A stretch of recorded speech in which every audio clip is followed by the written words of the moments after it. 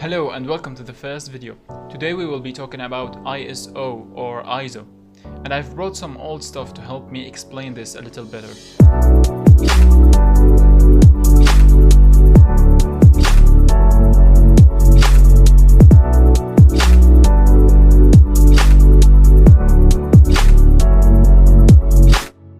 So let's take a quick step back in history to the first time the darkroom was created, or more like discovered. The darkroom was a room that had a hole in one of its walls, and whatever was in front of this wall, the light would shine on it and then it would get reflected through this hole into the dark wall opposite of it to create an image that is upside down in all its colors and details. In 1021 they created the first obscura, which was a minimal example of the darkroom, and then in 1685 they created the first portable camera, which basically was an obscura but it had a lens in the hole. The portable camera was great and all, but it just gave you the reflected image and you wouldn't be able to record it or keep it on paper. Therefore the big change was when humanity finally succeeded to record the first image in 1826, and it wasn't the best photograph. It took about 7 hours of exposure, which meant that the camera had to stand still for 7 hours straight to record that single image. But the good thing is that the photo didn't go away, it remained on the film. And then in 1888 Kodak created the first commercial camera and they started selling it. And they made a huge profit of selling these cameras and developing people's pictures. Until later when digital cameras came out, and Kodak didn't feel like following up with this technology because they thought photography was all about film. And don't get me wrong, I like film photography, but they should have caught up with this technology because later in 2013 Kodak declared bankruptcy. The most important thing we as photographers can take from this story is the films that Kodak and other companies created back then. And by films I don't mean movies. Films are the things that goes into the camera so that we can record our images on it and then take it out, develop it and get pictures like this one. The principle of photography remained the same ever since it started. The light that's reflected on the object that we are trying to shoot goes through the lens, and then it goes into the film that's inside the camera, and then we take this film that recorded the image outside, develop it in a lab, and then we would get the picture. So basically there are two important things in this process: the lens and the film inside.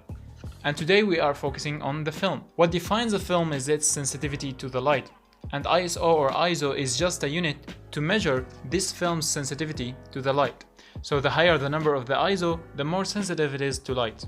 So for example, if you wanted to shoot outside in the broad daylight under the sun, you would get a film that has a low number ISO, so it would be less sensitive to light, so you wouldn't get blown out images. On the other side, if you wanted to shoot at night or you wanted to shoot indoor and you knew that there isn't gonna be that much light, you would buy a film that has more sensitivity to light.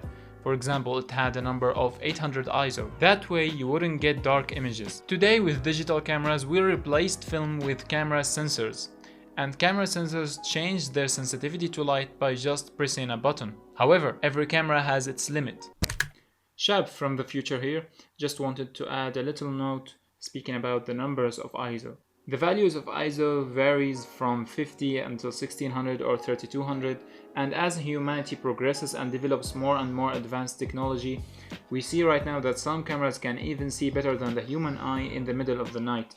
And that's really great news. Some cameras I wish I could buy, but they are too expensive. So what we can take from this is that we need to know the numbers our camera can provide for us. So what I encourage you to do right now is to go into your Pro mode in your mobile phone. If you are on Android, you probably have a Pro mode in your camera app.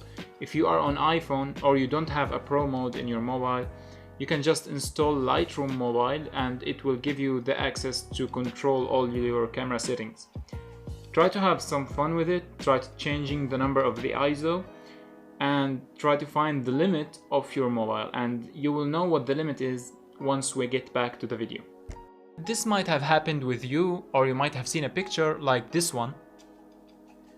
We call this noise, and it's the result of pushing the number of the ISO way too high, higher than the camera's capability. Most of the time we want a good clear image, so know your camera or mobile camera's limit and don't surpass it. Basically, keep the number of the ISO as low as possible. Of course, some photographers have a style of grainy pictures. Some photographers even add noise in post when they are editing their pictures. So what did we learn today? We learned that we should pump up the ISO when we want a brighter image, but we should keep it under the limit. So I guess that's it for ISO today. Click here to watch the next video, which should be about Aperture, and there we will talk about how to get that delicious bokeh you always wanted in the background of your pictures, like this one.